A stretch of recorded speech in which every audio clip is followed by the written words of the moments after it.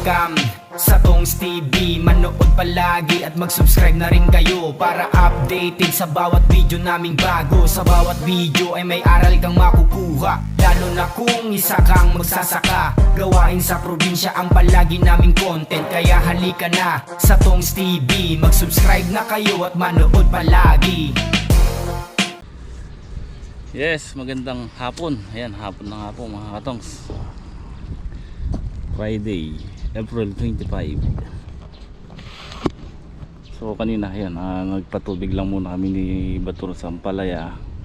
Then si Greg, tinatanggalan nila yung tatanggalin 6 na balag dito sa sitaw para malapit ko na rin paroto ito.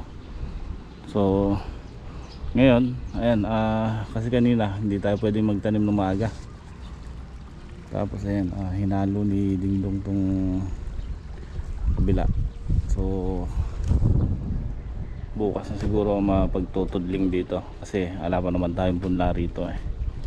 Pero bumili namin ni paring Jay ng plastic mulch. Ayun, nakadalawang plastic mulch tayo dito na 3 feet by 400 meters. So ayan, yung 15 tudling nito umubos tayo ng 2. Tapos ayan, bumili uli kami ni paring G ng 3 lahat ng mga plastic mulch, pati yung doon sa baba. Then bumili uli kami ng dupos kasi yung 4 na dupos na hinalo natin noon dito lang naubos. So ayan, anong oras na ma? 3:17. So mga alas 4 pwede namin magtanim dito para papalamig na nun. Hindi tayo pwede magtanim ng maga kasi pagka bagong tanim tapos naka-plastic pa, pag dating ng tanghali napakainit, sigurado mahihirapan yung halaman natin. Mas maganda sa hapon ng tanim. Ayan, kasalukuyan na binabasa ko muna ng tubig, yung hindi nabasa. Then syempre bago taniman yan, patutubigan ko ulit para sumipsip hanggang loob yung basa nya. Pero ayan, magbubutas muna ako ngayon.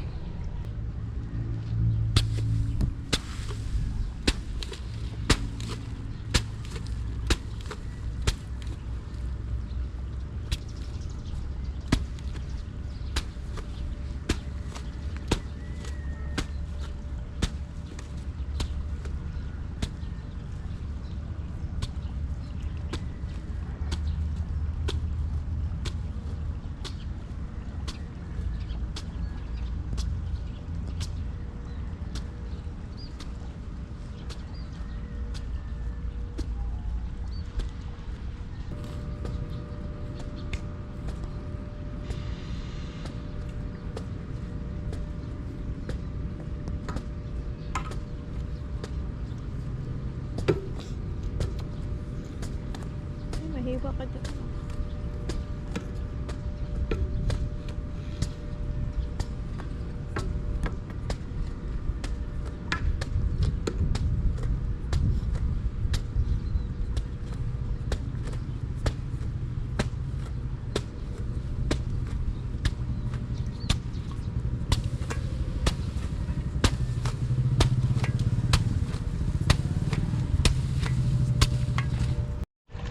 Okay mga katong, sa medyo mainit pa nga po.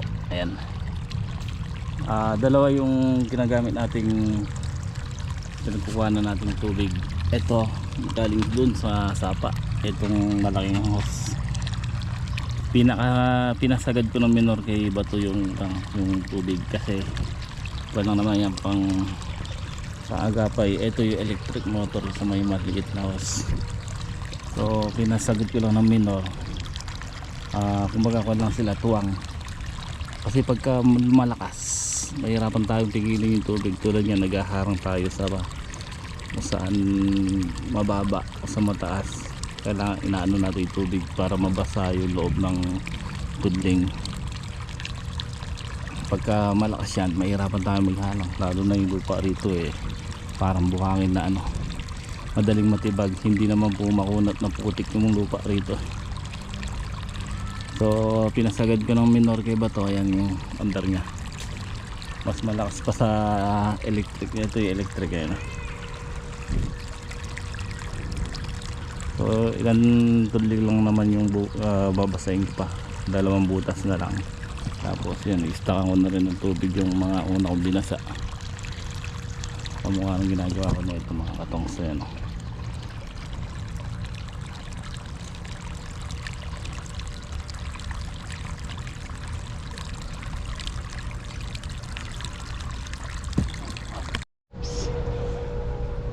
So yan, simula na nga po sila magtanim. Then pakita ko po sa inyo yung tinanim kahapon. Kanina napakatindi ng sikat ng araw. So yung mga nakadikit sa plastic tulad nito, ito ang nasusunog niya, ito, mga nasa baba. Pero yung subong hindi naman naapektuhan. Tulad niya kasi ito, basa naman kasi yung lupa. So titingnan pa natin mga ilan araw. Pero sa ngayon talaga, isang araw lumipas pagkatanim. Ngayon doon mo makikita yung epekto sa halaman. Ito, kaninang mainit, di naman po nalalanta. Gawa ng matindi kasi basa nito. Ayan, hanggang sa loob basa. So bukod lang sa sa mga nakadidikit sa plastic, syempre natural lang yan, napakainit ng singaw, tapos mainit yung plastic, so masusunog talaga yan. Pero ang importante nga, ito, buhay yung usbong niya. So sa ngayon okay naman yung natin, yung yung setup nito. So magtuloy-tuloy na sana, 3 araw, 4 na araw didiligan na namin ng calcium yan para medyo na siya, medyo may suporta na. Ayun, ganda, buhay na buhay. Ito yung tinanim kahapon. So lumipas yung maghapon na matindi sikat ng araw, kaya okay. Ngayon, ayan, mayayari namin to ngayon taniman.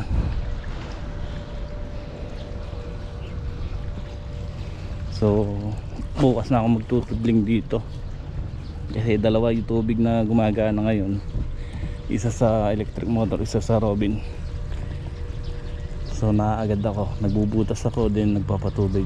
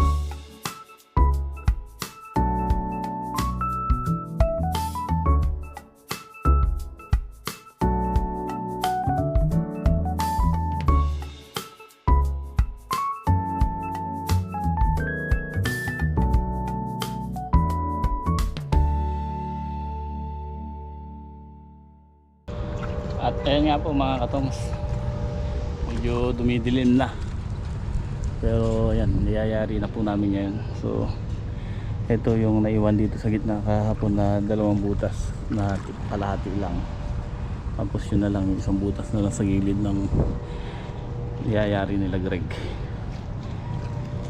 So ayun na si Bato, nakakulong-kulong, kukunin na yung Robin water pump.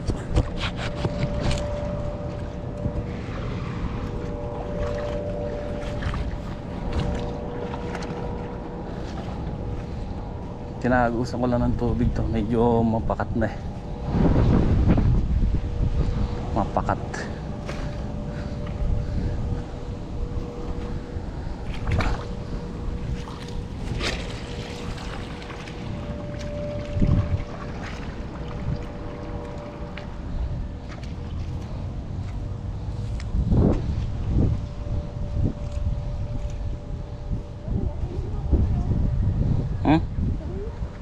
Ano?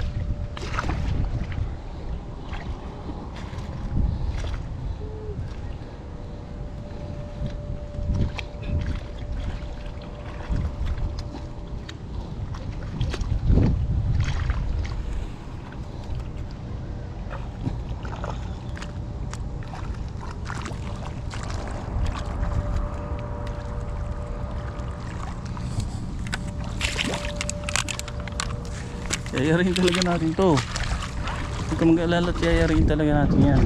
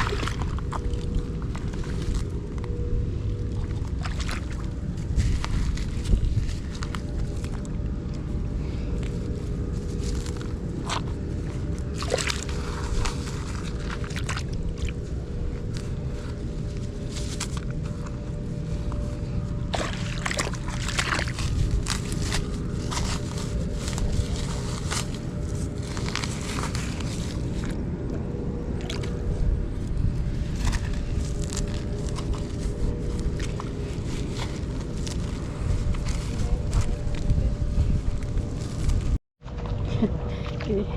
Ginabi na tayo.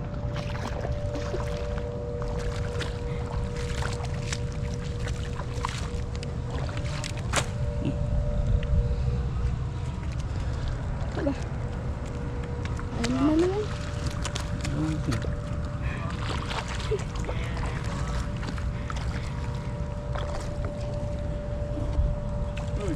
Bus ba? Para matamis ang bunga.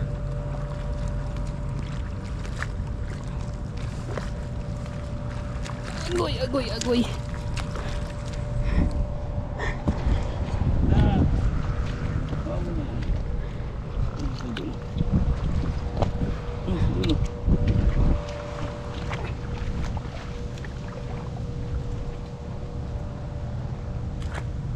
Ay.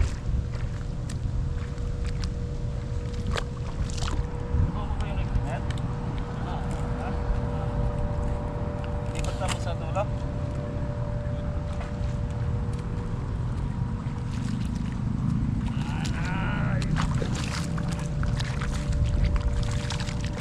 Wow, dali mo yung pala. Ay, Chewet, papatay mo nga yan. Papatay mo na. Bet!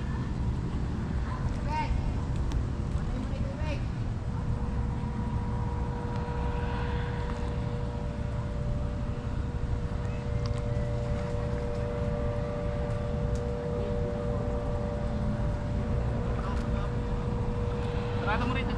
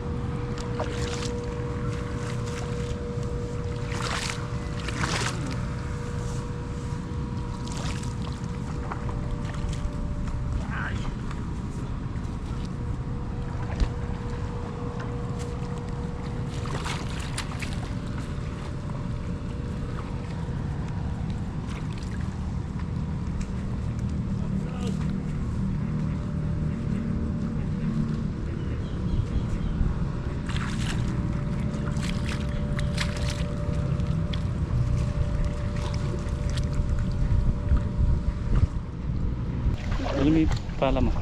Ha? Ano may pala? Natapos din. Ayan, ginabi.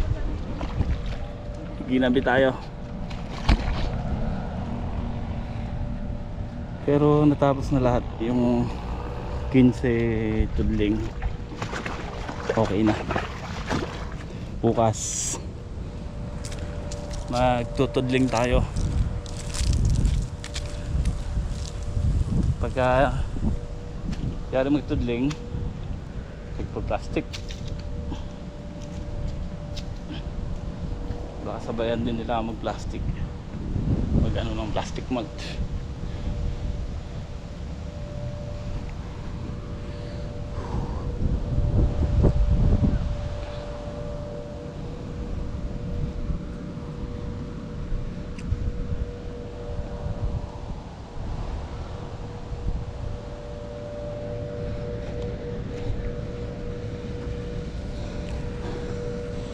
Itong kabiyak na lang hindi natamnan dito. Itong kalahati na ito. Kasi hindi natin mapatubigan yan. Kakalat yung tubig pa rito. So hintayin natin matudlingan yung kabila. Pero ang plano ko mga tongs, ano tayo ng daan dito para sa tricycle. At para pag nilalagay natin yung water pump doon sa dulo, hindi tayo nahihirapan. Yan, dito tayo maglalagay.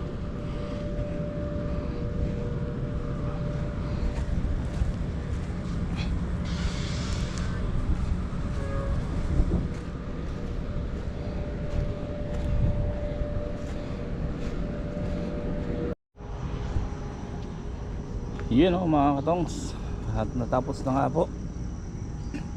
Hindi pa pala tapos. May 8 tray pa, 8 tray na natira. So yan, makapagtudling pa tayo bukas doon. Siguro mga 3 tudling.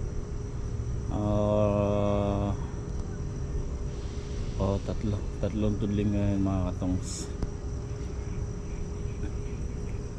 Hanggang dun yan sa may makina.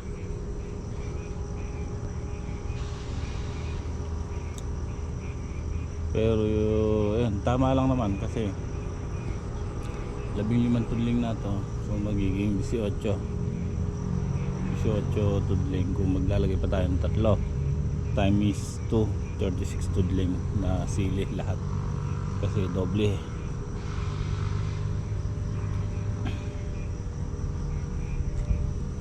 Ayos na yan. Ang laki ng ginawa namin. Ang laki ng ginawa nito pagpapatubig. Hindi nakamukha tulad dati talaga. Doon mo dito, tututok lang namin dito sa bungad, bababa na doon yan hanggang doon. Tapos may ilang tudling lang talaga na mataas yung dulo. Pero lahat ng bungad na ito, pababa doon ang tubig. So yun,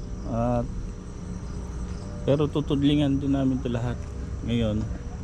Kung hanggang saan matatanim yung panigang, yung iba siguro magkakamatis tayo or taniman natin ng Taiwan. So tingnan natin.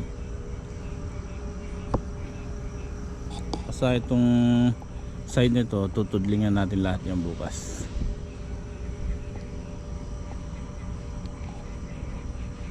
So ayan mga katongs, April 25 nga po ngayon, Friday, at mag alas 9 na.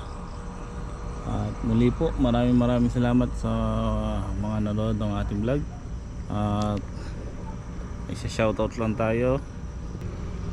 Shoutout kay Sir Ron at kay Sir Fernando Arce.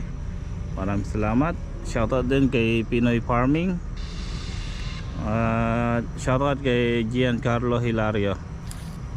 So shoutout din kay Tita Josie Carino at kay Sir Ronnie Ganotis at kay Sir Jeff Ludio. Ayan, shoutout po. At kay Maria Reyes, yan, shoutout po.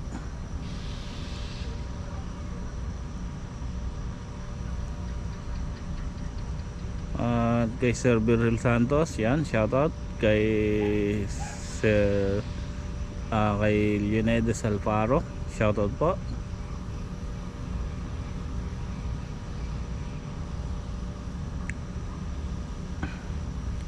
So yan, hanggang dito na lang po muna ang ating vlog. Maraming salamat. Shoutout din kay Sir Alang Kiembao. Hanggang dito na lang muna at maraming salamat. God bless po sa inyo.